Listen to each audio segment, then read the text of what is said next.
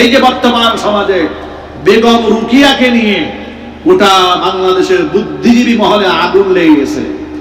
রাজশাহী বিশ্ববিদ্যালয়ে সেখানকার বিজ্ঞান বিভাগের একজন শিক্ষক মাহমুদুল হাসান, পদার্থ বিজ্ঞানের শিক্ষক, তিনি লিখেছেন বেগম রুকিয়া হচ্ছে নাস্তিক, সে হলো কাফের। এটা ফেসবুক স্ট্যাটাস লেখার কারণে বাংলাদেশের সিনিয়র রাজনীতিবিদ, এমনকি বাংলাদেশের তথাকথিত বাম এবং রামেরা, তথাকথিত নারীবাদীরা ক্ষিপ্ত হয়ে গেল। একজনে ফেসবুকে লিখেছে, আমি নামটা বলবো না, অনেক বড় একটাকে আপনারা চিনবেন, তিনি ফেসবুকে লিখেছেন যে তিনি কি আসলেই পদার্থ বিজ্ঞানের শিক্ষক নাকি নিজেই অপদার্থ। বেগম রুকিয়াকে তিনি কেন মুরতাদ বললেন, কেন কাফের বললেন? অথচ এই বেগম রুকিয়া নাকি নারী জাতির অগ্রগতির দূত। নাউজুবিল্লাহ পড়েন। আমি আপনাদেরকে তার রচনাবলী আমি বেশ কয়েকটা ঘাটাঘাটি করেছি। রচনাবলীর মধ্যে নারীদের পর্দার ব্যাপারে তার যে পরিমাণ ঘৃণা, যে পরিমাণ বিদ্বেষ, সে বলেছে ইসলাম নারীদেরকে যে পর্দা পুশিতার কথা বলে আর যে পর্দার বিধানগুলো দেশের মহিলারা মেনে চলে, এই পর্দার মাধ্যমে নারীদেরকে গৃহবন্দী করা হয়েছে।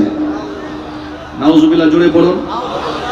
এখানে শেষ নয়, মহিলা আরো বলেছে যে কোন এক ঘরে নাকি বুরকা পরা কোনো মহিলা ঢুকেছে রাতের বেলায়, বাচ্চারা নাকি ভূত বলে ভয় পেয়েছে। মানে বুরকা পরা মহিলাদেরকে ভূতের সাথে তুলনা করেছে। গেল 2 নাম্বার।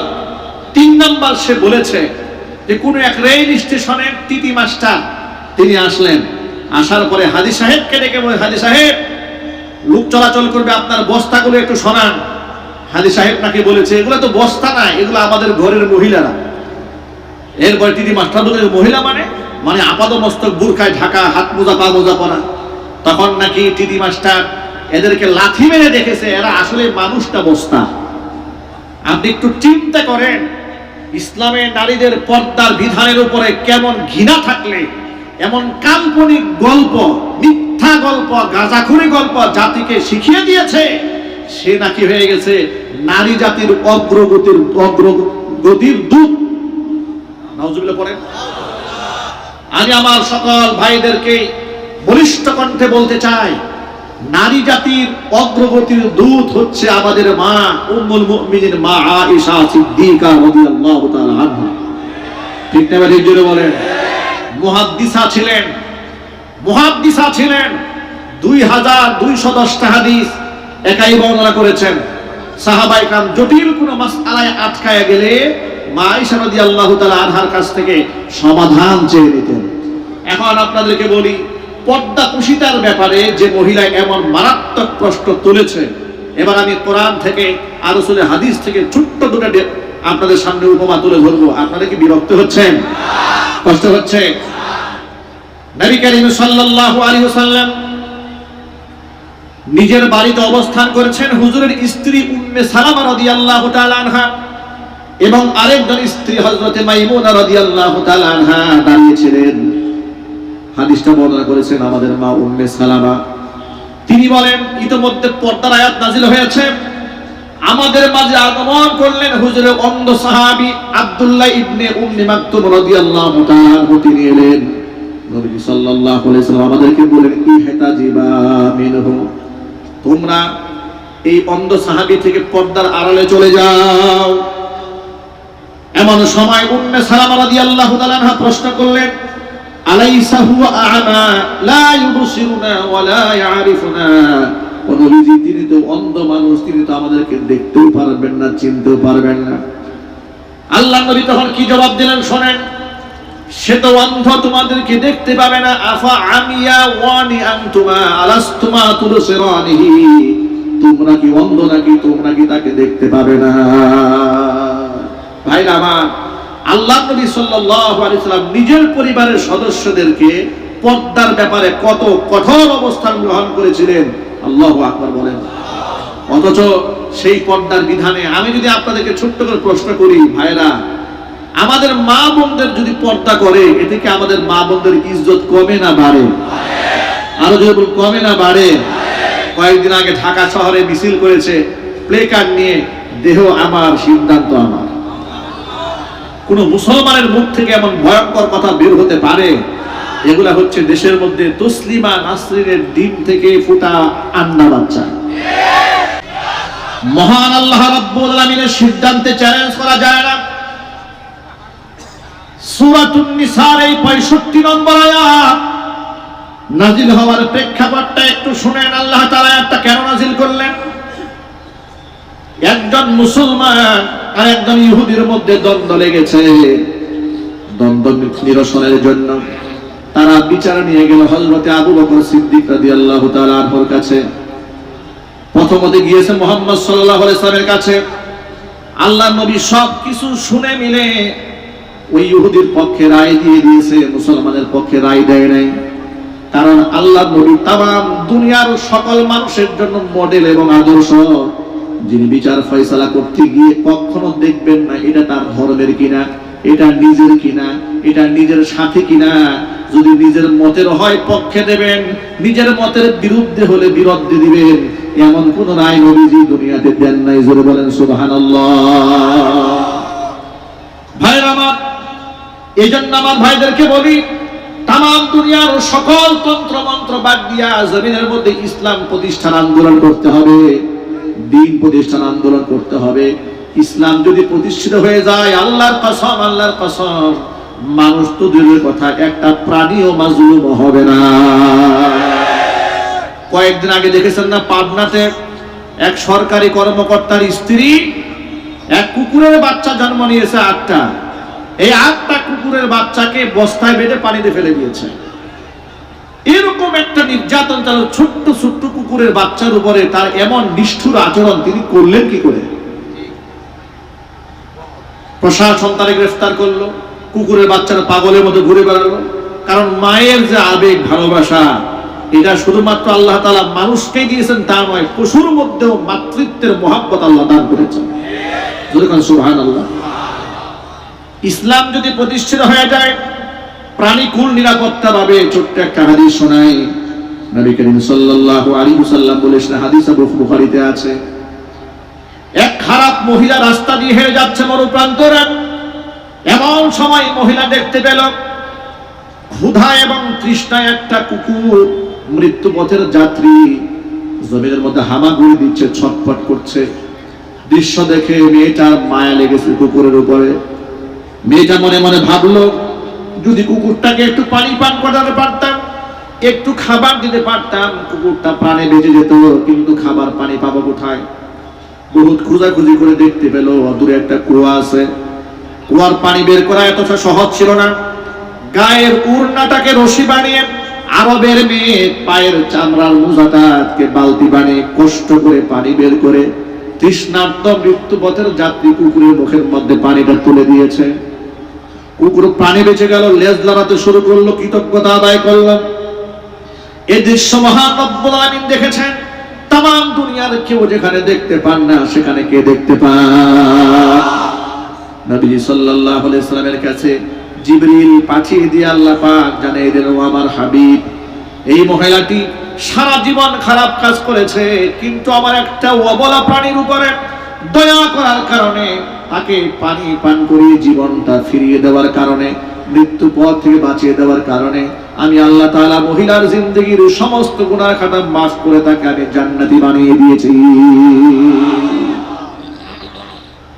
পক্ষান্তরে তিরমিজি শরীফের আরেকটা হাদিসের মধ্যে এসেছে, এক নামাজি মহিলা ঘরের ভিতরে বিড়ালকে আটকে রেখেছিল। বিড়ালের অপরাধ ছিল, তার খাবারের মধ্যে মুখ দিয়েছিল। এই শাস্তি স্বরূপ বিড়ালকে বেঁধে রেখেছে, খাবার দেয়নি, পানিও দেয় নাই, বাহিরে ছেড়েও দেয় না, পোকামাকড় খেয়ে বসবাস করবে।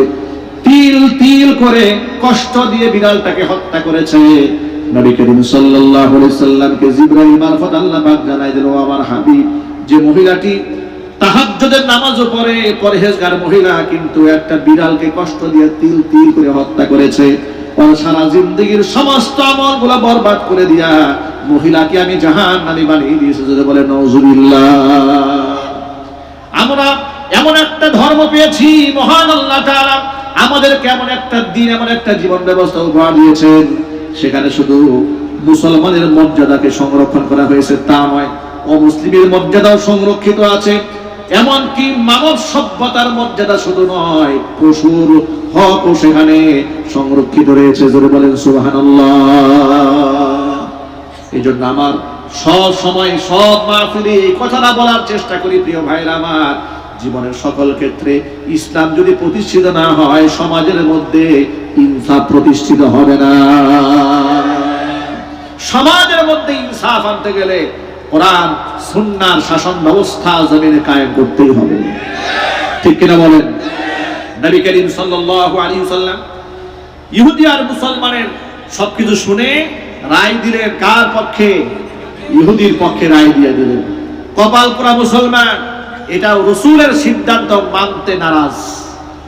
সে চলে গেছে আবু বকরের কাছে। আবু বকরের কাছে গিয়ে বলে, আবু বকর, আপনার কাছে একটা বিচার নিয়ে এলাম। কার নামে বিচার? অমুকের নামে বিচার নিয়ে আসছি, আমাদের মধ্যে একটা ঝামেলা হয়েছে, আপনি একটা ফয়সালা করে দেন। ইহুদি সুকৌশলে বলে, আবু বকর, আপনি তো আমাদের বিচারটা করবেন, এই বিচার কিন্তু আগে একবার হয়ে গেছে। বলে, বিচার কে করেছে? বলে, মুহাম্মদ সাল্লাল্লাহু আলাইহি ওয়াসাল্লাম করেছেন। আবু বকর জিজ্ঞেস করলেন, তাই নাকি? বলে, হ্যাঁ। তা আল্লাহর নবী রায় দিয়েছেন, তুমি আবার আমার কাছে সেকেন্ড টাইম একই বিচার নিয়ে এলে?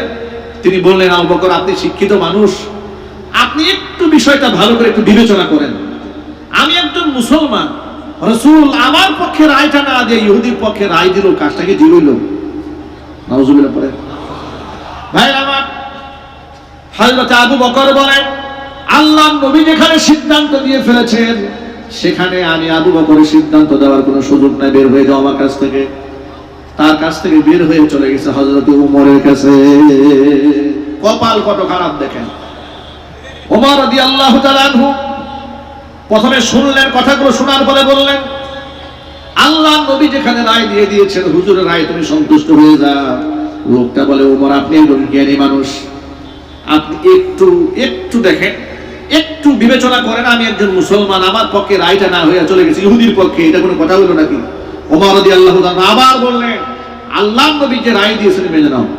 সে বলে, না, আপনি আরেকটা আবার একটু বিবেচনা করেন। বারবার পিরাপিরি করছে। ওমর বললেন, তাহলে একটু দাঁড়াও, আমি ঘর থেকে রায় নিয়ে আসতেছি।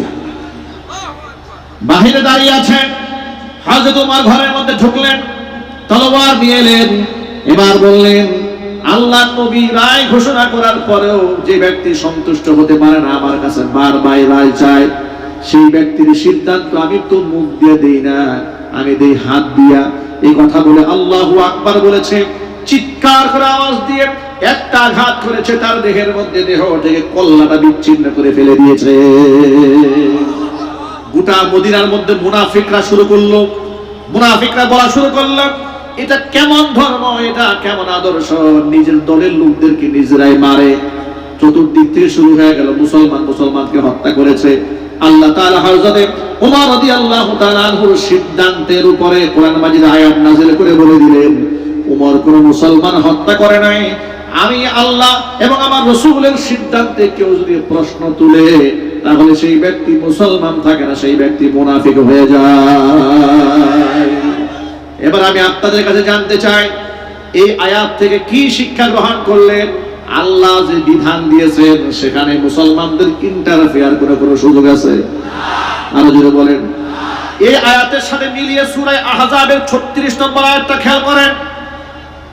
আল্লাহ পাক বলেন, ওয়ামা কানা লিমুমিনিন ওয়ালা মুমিনাতিন ইযা কাদাল্লাহু ওয়া রাসূলুহু আমরা আইয়াকুনা লাহুমুল খিয়ারাতু মিন আমরিহিম ওয়া মান ইয়াসিল্লাহা ওয়া রাসূলাহু ফাকাদ দাল্লা দালালান মুবিনা।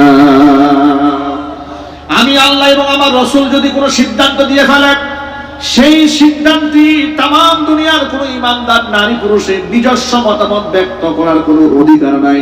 যদি কোন আল্লাহু আকবার। ভাইরা আমার, তাহলে নামাজের বিধান কে দিয়েছেন? জোরে বলেন। রোজার বিধান কে দিলেন? হজের বিধান কে দিয়েছেন? পর্দার বিধান কে দিয়েছেন? যদি আল্লাহ তাআলা পর্দার বিধান মা বোনদেরকে দিয়ে থাকেন, পুরুষদেরকে দিয়ে থাকেন, তাহলে সেই পর্দা কুশিটা নিয়ে যদি কেউ প্রশ্ন তুলে, তার ঈমান আছে? এই যে বর্তমান সমাজে বেগম রুকিয়াকে নিয়ে গোটা বাংলাদেশের বুদ্ধিজীবী মহলে আগুন লেগে গেছে। রাজশাহী বিশ্ববিদ্যালয়ে সেখানকার বিজ্ঞান বিভাগের একজন শিক্ষক মাহমুদুল হাসান, পদার্থ বিজ্ঞানের শিক্ষক, তিনি লিখেছেন বেগম রুকিয়া হচ্ছে নাস্তিক, সে হলো কাফের। এটা ফেসবুক স্ট্যাটাস লেখার কারণে বাংলাদেশের সিনিয়র রাজনীতিবিদ, এমনকি বাংলাদেশের তথাকথিত বাম এবং রামেরা, তথাকথিত নারীবাদীরা ক্ষিপ্ত হয়ে গেল। একজনে ফেসবুকে লিখেছে, আমি নামটা বলবো না, অনেক বড় একটাকে আপনারা চিনবেন, তিনি ফেসবুকে লিখেছেন যে তিনি কি আসলেই পদার্থ বিজ্ঞানের শিক্ষক নাকি নিজেই অপদার্থ। বেগম রুকিয়াকে তিনি কেন মুরতাদ বললেন, কেন কাফের বললেন? অথচ এই বেগম রুকিয়া নাকি নারী জাতির অগ্রগতির দূত। নাউজুবিল্লাহ পড়েন। আমি আপনাদেরকে তার রচনাবলী আমি বেশ কয়েকটা ঘাটাঘাটি করেছি। রচনাবলীর মধ্যে নারীদের পর্দার ব্যাপারে তার যে পরিমাণ ঘৃণা, যে পরিমাণ বিদ্বেষ, সে বলেছে ইসলাম নারীদেরকে যে পর্দা পুশিতার কথা বলে, আর যে পর্দার বিধানগুলো দেশের মহিলারা মেনে চলে, এই পর্দার মাধ্যমে নারীদেরকে গৃহবন্দী করা হয়েছে। নাউজুবিল্লাহ জুড়ে পড়ুন। এখানে শেষ নয়, মহিলা আরো বলেছে যে কোন এক ঘরে নাকি বুরকা পরা কোনো মহিলা ঢুকেছে রাতের বেলায়, বাচ্চারা নাকি ভূত বলে ভয় পেয়েছে। মানে বুরকা পরা মহিলাদেরকে ভূতের সাথে তুলনা করেছে। গেল 2 নাম্বার। 3 নাম্বার, সে বলেছে যে কোন এক রেল স্টেশনের টিটি মাস্টার তিনি আসলেন, আসার পরে হাজী সাহেবকে ডেকে বলে, হাজী সাহেব লোক চলাচল করবে, আপনার বস্তাগুলো একটু সরান। হাজী সাহেব নাকি বলেছে এগুলো তো বস্তা না, এগুলো আমাদের ঘরের মহিলারা। এরপরে টিটি মাস্টার বলে, মহিলা মানে আপাত মস্তক বুরকায় ঢাকা, হাত মোজা পা মোজা পরা। তখন নাকি টিটি মাস্টার এদেরকে লাথি মেরে দেখেছে এরা আসলে মানুষটা বস্তা। আপনি একটু চিন্তা করেন, ইসলামে নারীদের পর্দার বিধানের উপরে কেমন ঘৃণা থাকলে এমন কাল্পনিক গল্প, মিথ্যা গল্প, গাঁজাখুরি গল্প জাতিকে শিখিয়ে দিয়েছে, সে নাকি হয়ে গেছে নারী জাতির অগ্রগতির দূত। নাউজুবিল্লাহ পড়েন। আমি আমার সকল ভাইদেরকে বলিষ্ঠ কণ্ঠে বলতে চাই, নারী জাতির অগ্রগতির দূত হচ্ছে আমাদের মা উম্মুল মুমিনিন মা আয়েশা সিদ্দিকা রাদিয়াল্লাহু তাআলা আনহা। ঠিক না ভাই? জোরে বলেন। মুহাদ্দিসা ছিলেন, 2210টা হাদিস একাই বর্ণনা করেছেন। সাহাবায়ে کرام জটিল কোনো মাসআলায় আটকায়া গেলে মা আয়েশা রাদিয়াল্লাহু তাআলা আনহার কাছ থেকে সমাধান চেয়ে নিতেন। এখন আপনাদেরকে বলি, পর্দা কুশিতার ব্যাপারে যে মহিলা এমন মারাত্মক প্রশ্ন তুলেছে, এবার আমি কোরআন থেকে আর রাসূলের হাদিস থেকে ছোট্ট দুটো আপনাদের সামনে উপমা তুলে ধরবো। আপনারা কি বিরক্ত হচ্ছেন? কষ্ট হচ্ছে? নবী করিম সাল্লাল্লাহু আলাইহি ওয়াসাল্লাম নিজের বাড়িতে অবস্থান করেছেন। হুজুরের স্ত্রী উম্মে সালামা রাদিয়াল্লাহু তাআলা আনহা এবং আরেকজন স্ত্রী হযরতে মাইমুনা রাদিয়াল্লাহু তাআলা আনহা দাঁড়িয়ে ছিলেন। হাদিসটা বর্ণনা করেছেন আমাদের মা উম্মে সালামা। তিনি বলেন, ইতোমধ্যে পর্দার আয়াত নাযিল হয়েছে। আমাদের মাঝে আগমন করলেন হুজুরের অন্ধ সাহাবী আব্দুল্লাহ ইবনে উম্মি মাকতুম রাদিয়াল্লাহু তাআলা আনহু। তিনি এলেন, নবী সাল্লাল্লাহু আলাইহি ওয়াসাল্লাম আমাদেরকে বলেন, ইহতাজিবা মিনহু, তোমরা এই অন্ধ সাহাবী থেকে পর্দার আড়ালে চলে যাও। এমন সময় উম্মে সালামা রাদিয়াল্লাহু তাআলা আনহা প্রশ্ন করলেন, আলাইসা হুয়া আ'মা লা ইউবসিরুনা ওয়া লা ইয়ারিফুনা, ও নবীজি তিনি তো অন্ধ মানুষ, তিনি তো আমাদেরকে দেখতেও পারবেন না, চিনতেও পারবেন না। আল্লাহর নবী তখন কি জবাব দিলেন শোনেন, সে তো অন্ধ, তোমাদেরকে দেখতে পাবে না। আফা আমিয়া ওয়ানি আনতুমা আলাস্তুমা তুবসিরানিহি, তোমরা কি অন্ধ নাকি তোমরা কি তাকে দেখতে পাবে না? ভাইরা আমার, আল্লাহর নবী সাল্লাল্লাহু আলাইহি সাল্লাম নিজের পরিবারের সদস্যদেরকে পর্দার ব্যাপারে কত কঠোর অবস্থান গ্রহণ করেছিলেন। আল্লাহু আকবার বলেন। অথচ সেই পর্দার বিধানে আমি যদি আপনাদেরকে ছোট্ট করে প্রশ্ন করি, ভাইরা, আমাদের মা বোনদের যদি পর্দা করে, এতে কি আমাদের মা বোনদের ইজ্জত কমে না বাড়ে? আরো যদি বল, কমে না বাড়ে? কয়েকদিন আগে ঢাকা শহরে মিছিল করেছে প্লে কার্ড নিয়ে, দেহ আমার সিদ্ধান্ত আমার। কোন মুসলমানের মুখ থেকে এমন ভয়ঙ্কর কথা বের হতে পারে? এগুলা হচ্ছে দেশের মধ্যে তসলিমা নাসরিনের ডিম থেকে ফুটা আন্না বাচ্চা। এগুলা কিন্তু দেশে আছে। কি বলে, এগুলা দেশে নাই? যদি বলতে হবে নাই।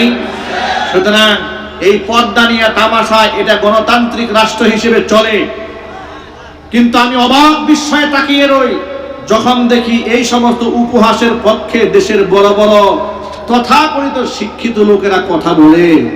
যখন বাউলদের পক্ষে শিক্ষিত লোকেরা কথা বলে, দেশের প্রথম সারির রাজনীতিবিদেরা কথা বলে, তখন আমার মনে খুব কষ্ট লাগে যে আল্লাহকে গালি দিল, তাদের কষ্ট লাগলো না, অথচ বাউলদের উপর হামলা হয়েছে বলে মিথ্যা অভিযোগ করে বাউলদের জন্য দরদ উতলায় পড়লো। তখন আমার একটা মনে আঘাত লাগে, আবার একটা অনুশোচনাও জাগ্রত হয়। অনুশোচনাটা কি বলবো? অনুশোচনা হলো আমাদের দেশে যখন আলেম উলামারা রাজনীতির মাঠে নামেন, এই সমাজের মধ্যে একটা কথা আছে, হুজুর রাজনীতি ভালো মানুষের কাজ না, এগুলো এই খারাপ মানুষ এরা করবে। আপনারা মসজিদে আছেন থাকেন, মাদ্রাসায় আছেন থাকেন, খানকায় আছেন থাকেন, ওয়াজ মাহফিল করেন, আল্লাহ বিল্লাহ করেন, এটাই ভালো। এই রাজনীতির মধ্যে আপনারা যায় না, এটা কাদা সুরাসের মাঠ বলে মোহাব্বতের সাথে। তারা কথাটা খুব মোহাব্বত নিয়েই বলে যে হুজুর মানুষ, তারা এসে কাদা সুরাসের মধ্যে আসবে, হিংসা জিজ্ঞাসার মধ্যে আসবে। এই সুযোগে আলেমরাও দেখলো যে এত কাদা সুরাসুরি, এখানে গিয়ে কোনো লাভ নাই। এবার আলেমরা ইউটার্ন করে ঘরে থাকার সুবাদে এই পুরো আসনগুলোকে দখল করে নিল ইহুদি বেঈমান খ্রিস্টানদের দালালগুলা, যারা চোর, ডাকাত, লম্পট, জেনাকার, বদমাশ, রাষ্ট্রের টাকা বিদেশে পাচার করে দিল। সুইস ব্যাংকে অ্যাকাউন্ট করলো, 1.5 লক্ষ কোটি টাকা বিদেশে পাচার করে দিল। এরা ক্ষমতার মস্তদে যায় আর গিয়ে আলেমদেরকে মৌলবাদ বলে গালি দেওয়া শুরু করে, জঙ্গিবাদ বলা শুরু করে দেয়। ওই যে কিশোরগঞ্জের ফজু পাগলা কয়েকদিন আগে বলেছে, ফজু পাগলা বলেছে যে আমি মা বোনদেরকে বলবো, মায়েরা বোনেরা, তোমরা মোল্লা মৌলবী মুন্সি আলেমুল আমাদের সন্তান তোমাদের গর্বে ধারণ করো না। আলেমদের উপর এত বিদ্বেষ যার, তাকে কি মুসলমান বলার কোনো সুযোগ থাকে? চিৎকার দিয়ে বলতে হবে থাকে। ফজু পাগলাকে বলতে চাই, জুলাই আগস্ট পরবর্তী বাংলাদেশ এটা স্বৈরাচারের তৈরি করা বাংলাদেশ নয়। স্বৈরাচার আলেম বিদ্বেষী বক্তব্য দিয়েছে, আলেমদেরকে জেলখানায় নিয়েছে, ফাঁসের মঞ্চে উঠিয়েছে, আলেমদের মাহফিলগুলো বন্ধ করে দিয়েছে। গোটা বাংলাদেশের আলেম সমাজের মধ্যে 144 ধারা জারি করেছিল, মহান আল্লাহ তাআলা আমাদের জীবনের মধ্যে 144 ধারা জারি করে রাষ্ট্রদের ঘাড় ধাক্কা দিয়ে বের করে দিয়েছে।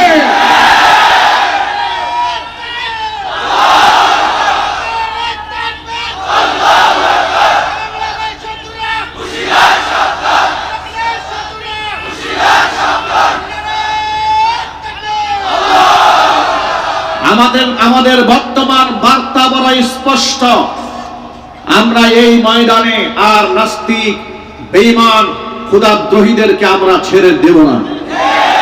ঠিক না ঠিক? সিদ্ধান্ত চূড়ান্ত। আলেম উলামা তাওহীদি মুসলমান যেখানে থাকবে এবং আলেমদের নেতৃত্বে নতুন একটা বাংলাদেশ গড়তে হবে। আমরা একটা সুপান নিয়ে ঝাঁপিয়ে পড়তে চাই।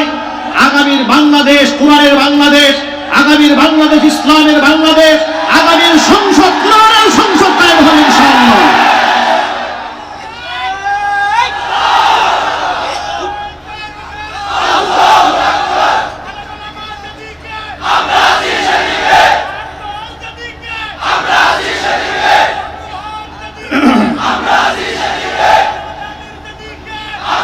আমার প্রিয় ভাইরা, আমাদের বক্তব্য বড় স্পষ্ট। ঈমান এবং তাকওয়ার ক্ষেত্রে কোনো আপোষ চলবে না। ঠিক না ঠিক? আলেম উলামা কি দেশের শত্রু? প্রিয় ভাইরা, একটু জোর আওয়াজে বলতে হবে, আলেমরা কি দেশের শত্রু? আলেমরা কি খুনি? আলেমরা কি ডাকাত? আলেমরা কি রাষ্ট্র চালাতে পারবে না? সমাজ পরিচালনা করতে পারবে না? আলেমরা সুইস ব্যাংকে অ্যাকাউন্ট খুলবে না। আলেমদেরকে নাইট ক্লাবে পাওয়া যাবে না। টেন্ডার বাজে আলেমদের পাবেন না। রাস্তাঘাটে ফুটপাতে চাঁদাবাজি আলেমরা করবে না। বাংলাদেশটাকে দুর্নীতিবাজরা শেষ করে দিয়েছে। এবার আমরা বলতে চাই, দুর্নীতি মুক্ত বাংলাদেশ চাই। ইনশাআল্লাহ বলেন, চিল্লায়ে বলেন ইনশাআল্লাহ। এই কথা বললে অনেক সময় বাংলাদেশের কিছু মুসলমানদের দেখি মনটা একটু খারাপ হয়। কি বলেন আপনারা? আমার বুঝে আসে না। আচ্ছা, এখানে কি আমি কোন দলের নাম বলছি? আমি তো একজন আলেম হিসেবে এই কথাই বলবো যে ভাই ইসলাম যেখানে আমরা থাকবো সেখানে, কোরআন যেখানে আমরা থাকবো সেখানে, আল্লাহ তাআলা যে বিধিবিধান দিয়েছেন আমরা সেদিকেই হাঁটবো। কোন দলের নাম কি বলেছি? এরপরেও কিছু লোকেরা কষ্ট পান, এতে কি আমাদের কিছু করার আছে? কিছু লোকেরা যদি এরপরেও কষ্ট পান, আমাদের কি কিছু করার আছে? আমরা এই ক্ষেত্রে নিরুপায়, আমাদের কিচ্ছু করার নাই। কোরআন আছে যেখানে আমরা থাকবো সেখানে, ইনশাআল্লাহ বলেন। নামাজের ব্যাপারটা একটু লক্ষ্য করেন। নারীবাদীরা গোটা সমাজের মধ্যে ধোঁয়াশা তৈরি করে রেখে দিয়েছে, ইসলাম নাকি নারীদেরকে ঠকিয়েছে। আল্লাহর কসম করে বলি, ইসলাম নারীদের ঠকায় নাই। নবী করিম সাল্লাল্লাহু আলাইহি ওয়াসাল্লাম হাদিসের মধ্যে বলেছেন, তিনটি জিনিস আমার কাছে আল্লাহর পক্ষ থেকে প্রিয় করা হয়েছে। এক নাম্বার, হুব্বিবা ইলাইয়ান নিসা, আল্লাহর পক্ষ থেকে আমার কাছে প্রিয় করা হয়েছে নারীদেরকে। সুবহানাল্লাহ। নারীরা আমার কাছে অবজ্ঞার পাত্রী নয়, নারীরা আমার কাছে তুচ্ছ তাচ্ছিল্যের পাত্রী নয়। নবী সাল্লাল্লাহু আলাইহি ওয়াসাল্লাম অন্য একটা হাদিসের মধ্যে বলেছেন, ইন্নামাদ দুনিয়া কুল্লুহা মাতাউন ওয়া খায়রু মাতাইদ দুনিয়াল মারআতুস সালিহা। तमाम দুনিয়ার মধ্যে যত সামগ্রী আছে, সমগ্র সামগ্রীর মধ্যে সর্বশ্রেষ্ঠ সামগ্রীর নাম হচ্ছে নেককার মহিলা। तमाम পৃথিবীর সমস্ত হীরা জহরত স্বর্ণ এক পাল্লায় দিলেও একটা নেককার মহিলার সমতুল্য হবে না। আমি এখানে জুমলায় মুতারেজা হিসেবে প্রাসঙ্গিক আমি এখানে ছোট্ট একটা কথা বলতে চাই, যেখানে অনেক যুবকের এখানে আছেন। ইদানিং আমরা দেখতে পাচ্ছি অনলাইন সোশ্যাল মিডিয়াতে অনেক যুবক নিজের স্ত্রীর সাথে ভিডিও করে এগুলো ফেসবুকে আপলোড করে, টিকটক রিলস বানায়, আবার নাম দিয়েছে কাপল ব্লগার। আল্লাহর কসম, এগুলো কাপল ব্লগার না, এগুলো হচ্ছে কাপল জেনাকার। ঠিক না? আমাদের যুব সমাজের ঈমান, আমল, চরিত্রগুলোকে জাহান্নাম বানাই দিচ্ছে। নিজের স্ত্রীর সৌন্দর্যতা মানুষকে দেখিয়ে যারা পয়সা ইনকাম করে, আমি কথা বলতে বাধ্য হচ্ছে, আবার বলছি, স্পষ্ট ভাষায় বলছি, নিজের বউয়ের সৌন্দর্যতা হাজার পর পুরুষের সামনে প্রদর্শন করে যারা পয়সা ইনকাম করে, বেশ্যার ইনকামের সাথে ইনকামে কোনো পার্থক্য নেই। আপনি আপনার স্ত্রীর সৌন্দর্যতা বিক্রি করে পয়সা ইনকাম করেন, আপনার কাছে পয়সা এত মূল্যবান হয়ে গেল, অথচ আপনি জানেন না তামাম পৃথিবীর সমস্ত সম্পদ এক পাল্লায় দিলেও একটা সতী শান্তি নারীর সমতুল্য হবে না। আল্লাহু আকবার বলেন। ভাইরা আমার, এই জন্য সকলকে সাবধান করে দেই, খবরদার এই কাজে কেউ হাত বাড়াবেন না।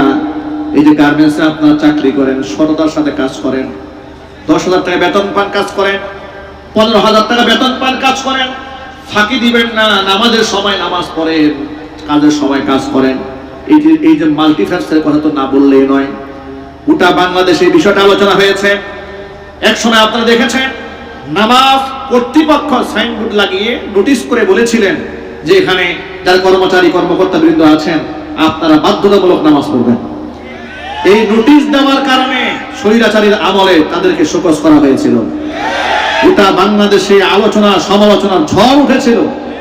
আমি তো মনে করি মাল্টিফ্যাক্সের চেয়ারম্যানকে ফুলের মালা দিয়ে বরণ করা দরকার ছিল, কারণ যদি ফ্যাক্টরি কর্মকর্তারা নামাজি হয়, আল্লাহর কসম গোটা রাষ্ট্রের মধ্যে আল্লাহর রহমত আল্লাহ ভরপুর করে দেবেন। তা না করে তাকে সমালোচনার টার্গেটে পরিণত করা হলো। যে কি ব্যাপার, ওখানে নামাজ কায়েম হবে কেন?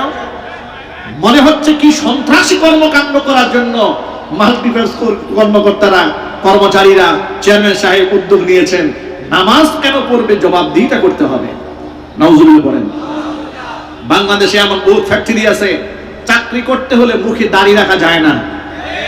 ঠিক না? বেরেক জোরে বলেন। নামাজ পড়তে যায় না। আমাদের কাছে মুসল্লিরা গিয়ে অভিযোগ করে, হুজুর বড় দুঃখ লাগে, চাকরি করি, নামাজের সময় দেয় না, নামাজ পড়তে গেলে গালিগালাজ করে। সেই জায়গায় তারা নামাজের আয়োজন করেন। প্রত্যেক বছর আল্লাহর কোরআনের মঞ্চ সাজিয়ে আপনাদেরকে বরেণ্য আলেমদেরকে দাওয়াত দিয়ে কোরআনের কথা শোনান। আমি আল্লাহর কাছে হৃদয়ের গভীর থেকে আল্লাহর কসম করে বলি, তাকে শোনাবার জন্য নয়। যখন তার সাথে আমার সম্পর্ক ছিল না, তখন আমি মাহফিলে মাহফিলে তাদের জন্য দোয়া করেছি। আল্লাহর ভালোবাসায় আমাদের মহব্বত হয় আল্লাহর জন্য। কথা ঠিক না? বেরিয়ে জোরে বলেন। আমি বলবো, মাল্টিফ্যাক্স গোটা বাংলাদেশের জন্য একটা আইডল, একটা মডেল, একটা আইকনিক প্রতিষ্ঠান, যেখানে হাজার হাজার শ্রমিকদেরকে নামাজের ব্যবস্থা করা হয়েছে, অসংখ্য মেয়েদের পর্দার ব্যবস্থা করা হয়েছে, হিজাবের ব্যবস্থা করা হয়েছে, জায়নামাজের ব্যবস্থা করা হয়েছে। প্রত্যেক বছর বিশাল কোরআনের মঞ্চ সাজিয়ে আল্লাহর কোরআন প্রেমিক মাসুক মানুষদের হৃদয়ে তামান্না কোরআন মিটিয়ে অন্তরে কোরআনের নূর পয়দা করে দেওয়ার প্রচেষ্টা যারা চালাচ্ছেন, মহান আল্লাহ তাআলা যেন আজমতের সাথে একেবারে কিয়ামত পর্যন্ত এই কর্তৃপক্ষকে ওয়ারিশ সূত্রে ধারাবাহিকতা বজায় রাখার তৌফিক দান করেন। জোরে কোন আমিন। এই প্রতিষ্ঠান ছিল, আছে, থাকবে। এই মাহফিলও ছিল, আছে, থাকবে ইনশাআল্লাহ। কোন ষড়যন্ত্র করে এই মাহফিল বন্ধ করা যাবে না। এই মাহফিল বন্ধ করা যাবে, একটু জোরে বলতে হবে, যাবে। যদি কোনো চক্রান্ত করা হয় মাহফিলের ব্যাপারে, বন্ধ করার কোনো ষড়যন্ত্র করা হয়, সেই ষড়যন্ত্রকে রুখে দেওয়ার জন্য সকল মুজাহিদ মুসলমানকে ঐক্যবদ্ধ থাকতে হবে। রাজি আছেন কারা? আমি দুহাত দেখতে চাচ্ছি।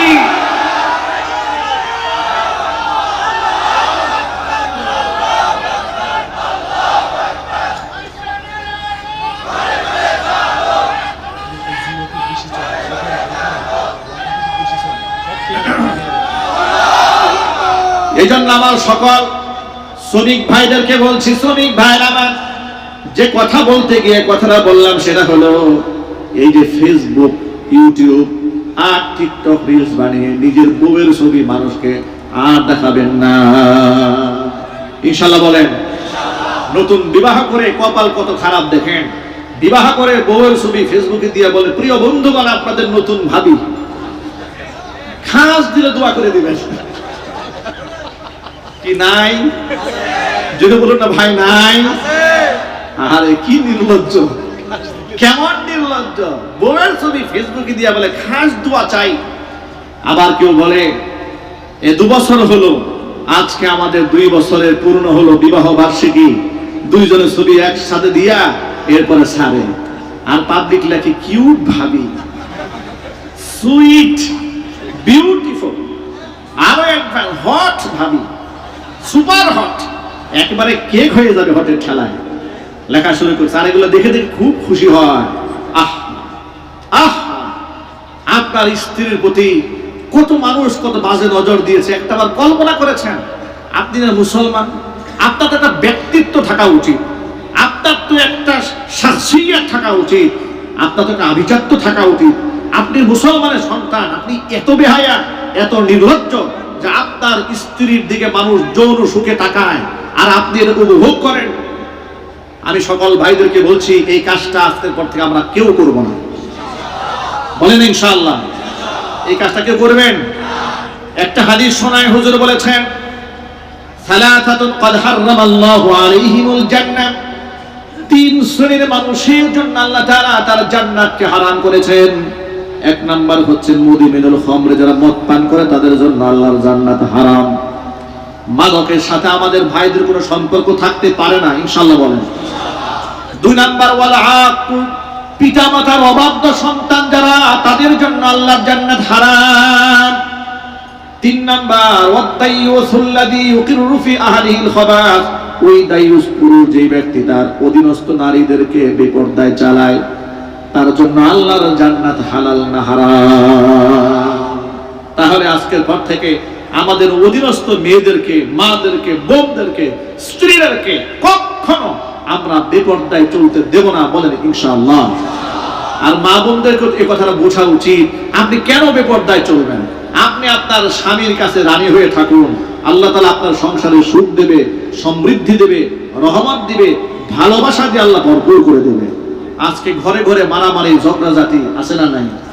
ডিভোর্স বেড়েছে, তালাক বেড়েছে, পরকীয়া তো একবারে ঘরে ঘরে পৌঁছে গেছে। নাউযুবিল্লাহি মিন যালিক। আল্লাহ তাআলা আমার যুবক ভাইদেরকে, আমার মা বোনদেরকে, সকলকে আগামী ভবিষ্যৎকে জঘন্য পাপাচার থেকে হেফাজত করুন। জোরে বলুন আমিন।